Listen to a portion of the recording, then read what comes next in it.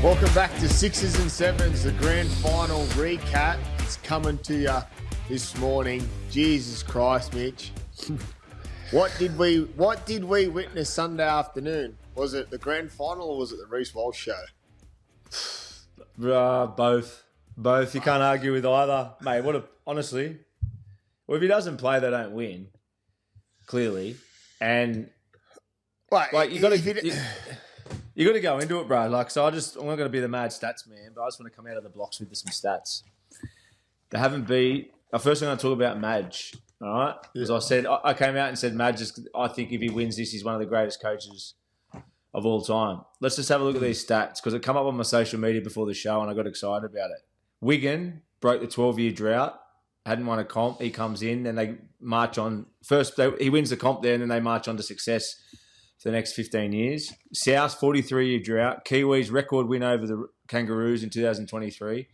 New South Wales, 2024 series win after 2 series losses. And then the Broncos after 19 years. Tap out, bruh. Tap out or go That's back to big back. stats. Well, the other thing is, and you go into more detail, I think Gabe's got some. But, the record even in this game, Melbourne hasn't, I think it was something like, from in front, they haven't lost out of 29 from 29 games when they've been in front. Penrith the week before when they beat Penrith. Nathan Cleary. What's the one there? But there's Cleary hadn't lost in that time slot in 30 games or something crazy. And then I tried to double check this one, but I think I read that Reece Walsh hadn't beaten Nathan Cleary in a game.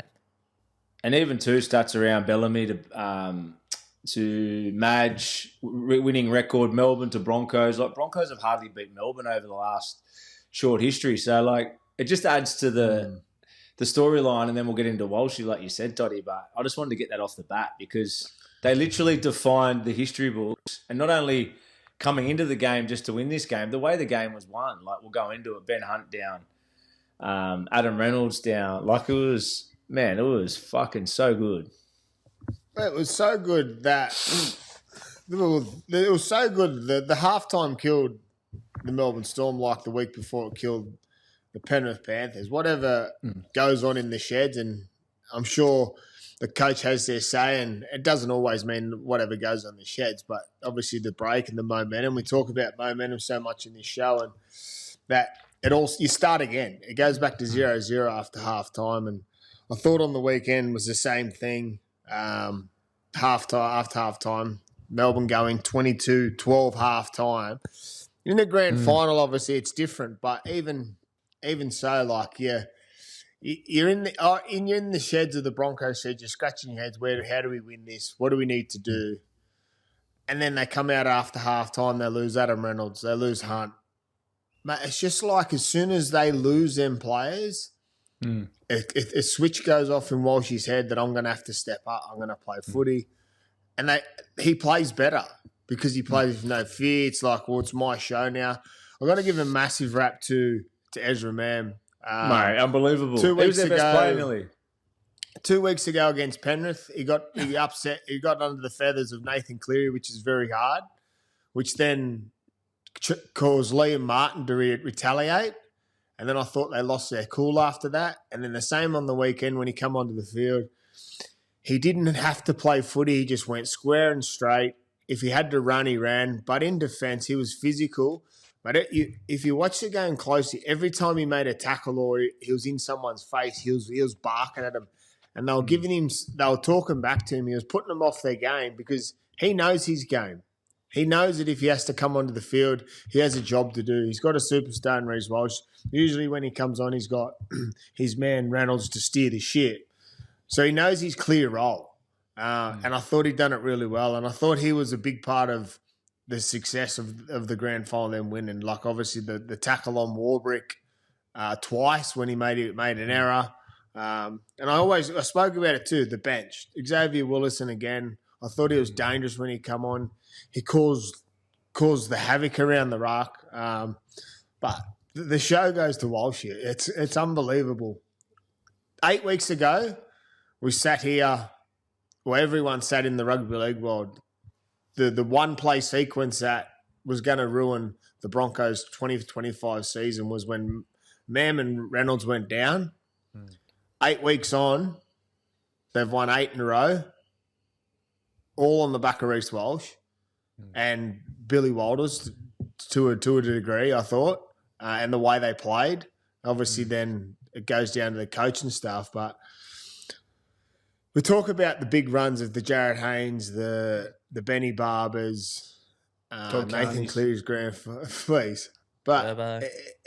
Turbo. But this is a young kid. He's 23 years old. He's got stardom. He's got obviously the Brisbane on the back of his shoulders at the moment.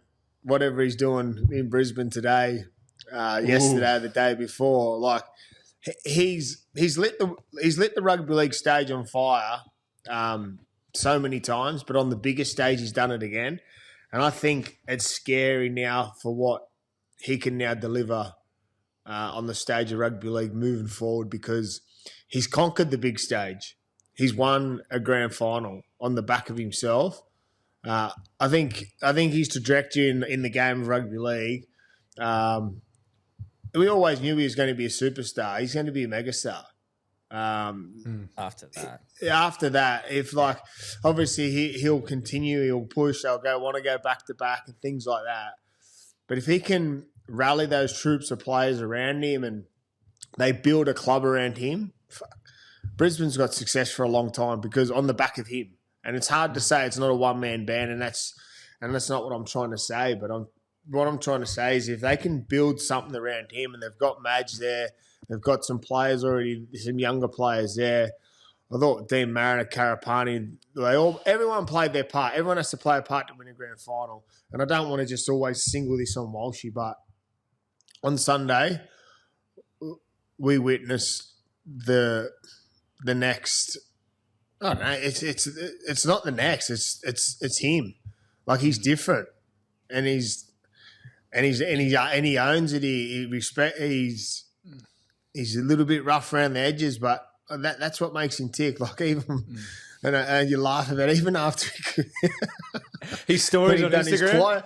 His Clive Churchill after his Clive Churchill speech, he goes plumber out. Like it just shows that. On his story on Instagram, and he's just like doing story after story, just pizzling people on his Insta. Stuck, wear up. Mate, it's hilarious. That one. But like you said, Toddy, that's his inner fight. Yeah, he spoke about his family during the week, the hardships he's had. Everyone's got their own drive. He's got a burning desire, and he's got a chip on his shoulder in a good way, and all the greats do. And it's so good to watch that he just, mate. Honestly, I've never seen a performance like it. What's crazy about it? I know form gets you and confidence when you're in your purple patch. You just look better, you're faster, you're quicker, you look lighter. But where's his power come from? I know he was always quick in that, but he's like Mong strength, and I think it's just confidence. He's probably developing into his body more. He's got no fear. Yeah, he doesn't have any fear. Like that, when he jumped down that short side, you jump down the short side and you play a little bit of eyes up footy. He jumped down the short side and he picked it from the right side of the field and then bounced down. He knew what he was doing. He knew where he had to get to and he knew what he wanted to do. But it took to have no fear, to one fucking demand the ball, but then physically go through. And then even when he scored the try, busting through 2 players to go through, and he's just fast. He's the new athlete. It's crazy. It was on the back of a fucking massive team effort for me. I thought they defined everything. Well, they did. They lost their two key players in Hunt and Reynolds. 670 games experience in a spare part of time. It was now on the Ben Hunt's shoulders. He gets knocked out, and then all of a sudden, but the damage was already done then. Walsh had already stepped up and delivered in different parts. Well, can I ask boys, is it the best 80 minutes from a player in a grand final? I think he had about 4 or 5 try-saving tackles, let alone talking about 3 try assists and a try. I don't know. I know when you talk about grand final performances, you probably think about that last 20 minutes from Nathan Cleary. But if you want to talk an 80-minute performance, I don't think it's far-fetched to say that's one of the best, at least I've ever seen. Oh, and it has to. It has to. Some of the plays he come up with, not the tries he scored and the passes, the defensive work, and everything that he done on that Sunday was special, and it's a credit to him. As Mitch spoke about, he talks about. Everyone talks about the larrikin side of him, but then you see that side of him with his daughter and the drive he's got from his upbringing and stuff like that. And you sit here and talk about every player about this, but obviously he gets the special mention. He got the Clive Churchill. He won him a grand final, and he's been on the tip of everyone's tongues for the last 8 weeks because he's done something special at the club. Obviously had the incident, which was probably blown out of proportion, but since that, it's like he's gone through to another level. But it's right. But he wasn't alone. Like I said, Payne Haas was fucking unbelievable. Pat Carrigan playing 80 minutes. Xavier Willison when he come on. Stags, Gemma Shimasaki. Like they all played their part. How good's Mariner? You mentioned he's been unbelievable for a few weeks, but he gets through so much work in that backfield. That right edge with him and Stags is unbelievable. Right, and then to Melbourne, like they were in the fight. They had everything.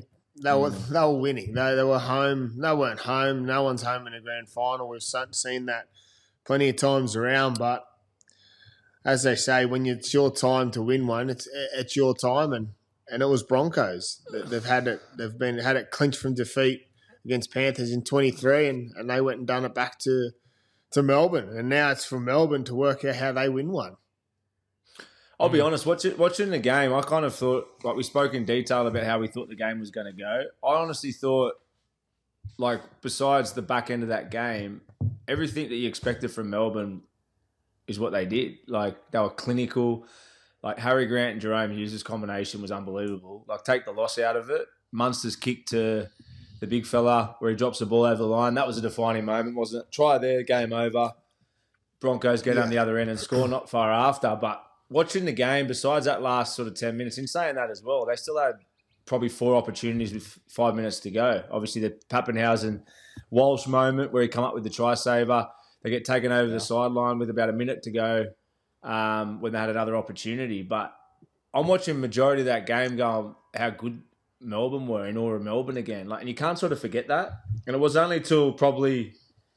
It was after half time. I think they completed one set in 20 minutes or something. So, but as far as their cohesion and the ball movement, like it was exactly what you expected from a Melbourne team. Like I thought their halves were unreal. Like individuals came up with errors, but it sort of just gives the more kudos to Broncos and for how they won the game, because I don't think Melbourne played bad. Besides a slow second half, I thought they were clinical as they've been nearly all year. Like their halves had the ball on a string. They were putting the ball in those cage box kicks. Some of Munster's kicks there in 30, 40 out were just on a dime. Like it just adds to how good Broncos scrambled to win the game. And you pretty much that's probably the best way to put it. They scrambled to win the game. I thought when Renault went off, I thought they loosened up and they needed to. I thought just before Renault went off, I thought they were going to struggle to score points. They looked a bit structured to me and a little bit clunky, which is what they kind of had previously in the semi against Penrith in that first half. I sort of was starting to get worried where the points were going to come from. And then all of a sudden Renault goes off. Ezra takes more responsibility. Walshy was busier and then game over. But I thought Melbourne, just to give them credit, like as a team, they probably let themselves down in that second half. But their halves, man, some of their ball movement and their skills it was top shelf again. I thought Papenhuyzen come up with a few uncharacteristic errors. He was just that when he made the breakdown off the scrum, take the tackle, he flicks it out the back. A few times he went across the field, ran out of space and tried to just flick back under. They were bad. They were bad in the scheme of things. They had opportunities to go on and score points in the areas they were. I thought he was off. I thought he had an off night. While he ran over nearly 250 metres, I thought he was below his best. But that's what it does to him. They put pressure on him. They made him come to the ball. They usually catches it quite easy, gets the ball and finds some space. But I thought they made him come onto the ball a little bit, which then put him under pressure because he's a littler body. He has to go up for the ball. And a few times he come up with some errors. But everyone makes errors. I thought they still had an opportunity to win the game. But the Broncos just, I don't know, it was just their time. And that's what you can purely put it down to. Some big plays. You can't take anything away from them. You can't really. Melbourne were in the fight the whole time. They gave themselves plenty of opportunities, as Mitch has alluded a few times. Their halves were unbelievable. They were playing. They played really good football, but there was just a different kettle of fish on the other side of the field that come up with some big plays. And as I've mentioned a few times, when Ezra come on, he just sat on his left side of the field. What that done created space for the open side, but when any time or any opportunity he got to play down a short side, he done it and hit the mark every time by either him running the ball and running hard into him and then getting a quick play the ball. And on the back of his play the ball, they'd find something. They'd move the ball off the back of that, or he'd go down and hit someone short and they'll into space or finding quick play the balls. I thought he'd done his job really well, and we always had big raps on him, but I thought he played different than what he usually does. He didn't play the putty. He fucking played tough, and he like I said, in the start of the show, he upset him and got under their nerve, and put pressure on them by just fucking being in their face. Obviously, comes up for 2 try savers or 2 good tackles to get the ball to come pop out.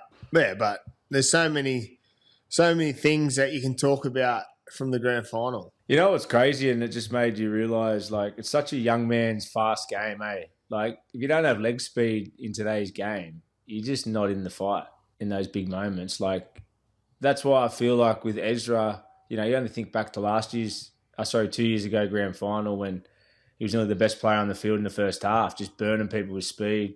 Then again on the weekend, him and Walsh's speed in the end was the difference. And you could say the same thing about Katoni Staggs. I'll tell you, it was good, Toddy. Katoa, back row. What about some of the passing game on him? Yeah. It was unbelievable, man. Katoa, I thought, some of the Melbourne outside backs were really impressive. Some of the tries early, like Shibasaki's try and Meany's try, it almost looked a bit soft. Like, for a big game. That's what I was going to say. Yeah, it was a weird, like, you could never for 1 second say an NRL grand final is soft or any of the players are. I don't mean that. I just mean some of the efforts and the tries, like for the amount of points that was scored, some of the edges were so passive. Like that Shibasaki try was off sort of a slowish play the ball where they had a chance to get up. He basically just walked over the line. Meany's won the same, which was some funny footy. Yeah, they were. They were for sure. And then obviously Katoa, though, some of his skills, he obviously got the try off the kick. I thought he was unbelievable again. He's been good all year, but he had some great touches. Yeah, Melbourne, whoever does Melbourne's attack comes up some really handy.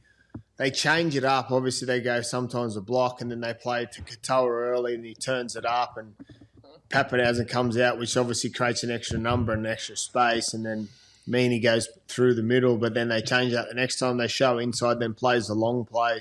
They've got different combinations so many times. Obviously, it's who they play against, what defensive structures are coming up against them, but they do it really well, and they seem to, obviously they practice the shit out of it to get it right, but he does an amazing job the way he does it. When he caught that ball around his feet and still or running in movement, just go and catch and rips it across to the winger.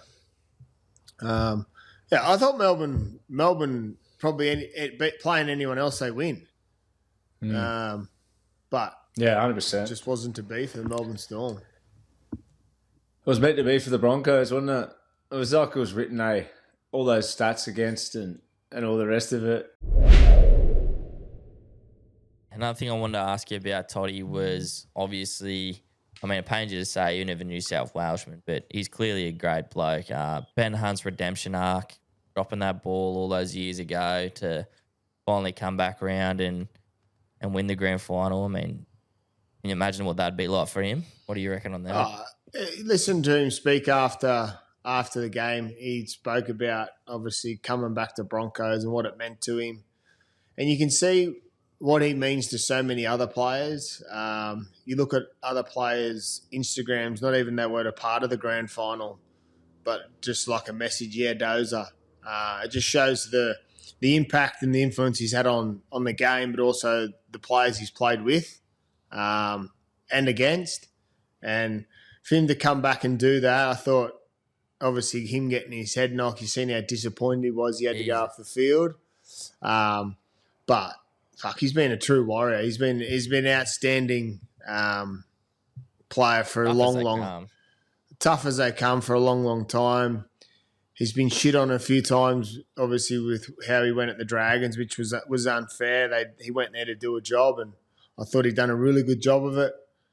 He's gone back to the Broncos, and he's got some success, and I thought he's been really good for what they do there. He fills positions in the 9.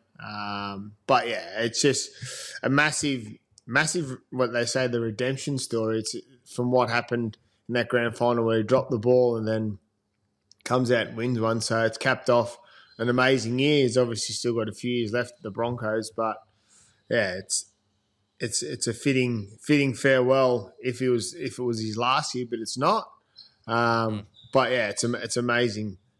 Just the influence, like I said, there he's had on the game from everyone to share a message to him about winning a grand final, which is so cool for him. It would be. It's interesting. We talked about a few weeks ago. Normally, we were kind of referring to the Storm when players go there or players leave there, they end up playing better. This is just another 2 great examples of like what culture means to anyone in a club. Like you sent Madge to the Tigers. It's about the one joint he couldn't get it done, and then you take Ben Hunt out of the Dragons, you put him in Brisbane, and they both get a premiership. Like I don't know, it's clearly not the individual. It kind of works from the top down, don't you reckon? Well, yeah, it definitely works from the top down. You look at the success of the Melbourne Storm and the Penrith Panthers over a long period of time, and it comes from the top. Everyone speaks about that. They talk about the 5-year plan that the Penrith Panthers had, which was built on the back of Gus Gould and Ivan Cleary, and the success they've had since that, which is amazing. The Melbourne Storm, they talk about their systems, the way things work down there, and every player that goes there never speaks badly about it. They always speak in high regard, even when they leave the club. They talk about it's built different down there, and obviously Madge has got that. They talk about the hard edge he's got, and it wasn't going to work, and we could talk about it all day about the people that have stabbed him in the back and things like that. But that was that had to be a talking point because it was raised across other clubs, and it might not work everywhere, but I think you look at the success they've had this year, the Broncos, and how their season's gone about. Maybe with another coach at the helm, they just surrender when they lose their 2-star players in that one moment. But now you listen to the players after they talk about it, what went on in those camps, and while she brought it up in the post-match press conference, is that he spoke about the things they went through as a group together. And you see, obviously, anytime someone wins a game of football, the coach gets hugs and cuddles from the players, but it looked different. You see him actually having discussions and connection with the players, talking to them, and God knows what they would be saying. And obviously, a lot of it is just about, yes, we've done it, but you could see in some of these conversations that there was a heartfelt message, or there was a message that he needed to get across. And like I said, I don't know what they're saying, but it wasn't just a hug and going, fuck yeah, we've done it. There was... Thanks, coach. Yeah, he was talking into their ear about something that he needed to obviously talk to them about. And you can see him listening, which is so cool. And like I said, we'll never know, but Mitch rattled off the stats and stuff that he's been, the success he's had, and I reckon they'll continue to have success. And I spoke about reasons why they'll have success on the back of their superstar fullback. It's just crazy the growth he's going to have in his game from just that success of a grand final.